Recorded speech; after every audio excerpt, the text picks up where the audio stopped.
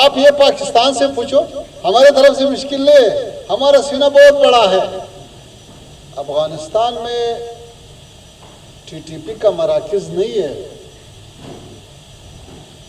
ہمارے کامیابی سے پہلا جب پاکستانی حکومت قبائلی علاقوں میں آپریشن کیا تو کچھ قبائل اس وقت اپنے علاقوں سے افغانستان گیا تھا۔ اس وقت امریکہ اور اس کے جو تحت حمایہ حکومت تھے وہ حاکم تھے، تو یہ لوگ جو مہاجر کہہ سکتا ہوں وہ ہمارے لیے سابق حکومتوں سے میراث پہ باقی ہے۔